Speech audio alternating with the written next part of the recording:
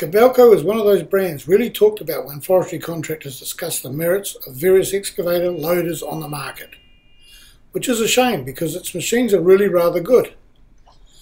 The Japanese brand very nearly disappeared from our shores after being dropped by a previous distributor until Waikato machinery company Mimico rode into the rescue a couple of years back.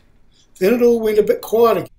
That's because Mimico was working on the model range, along with building a network of service and part support to back up its proposed sales plans. Now with everything in place, the Kobelco push has started, and forestry is amongst the target markets. Most of the new Kobelco excavators are aimed at civil construction and won't be of interest to logging contractors. But there are some key models that will be, including the 35-ton SK350 8LC, which is the subject of the March iron test in New Zealand Logger magazine.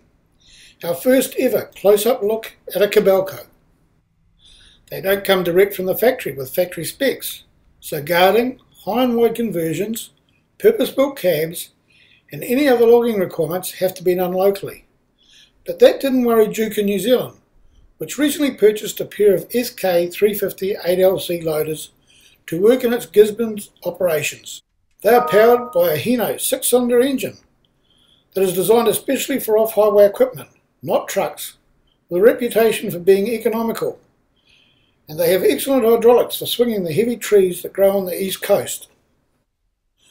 One machine is equipped with a quick hitch, so that it can use a grapple or bucket, and the other, which is the subject of our test, has a grapple hanging off the end of a live heel.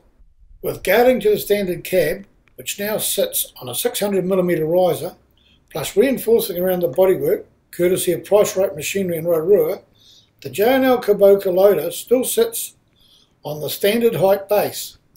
But that doesn't matter because they don't spend much time, if any, in the cutover. Regular operator, Honor or Otanga, reckons it works just fine for running the stems through the Harvest Tech dilemma, as well as fleeting and loading.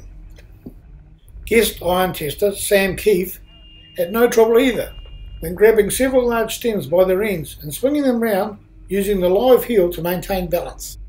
These are well-priced machines that seem to be coping well with the tough conditions in the forests around Gisborne, and there will be plenty of contractors watching the J&L machines with interest.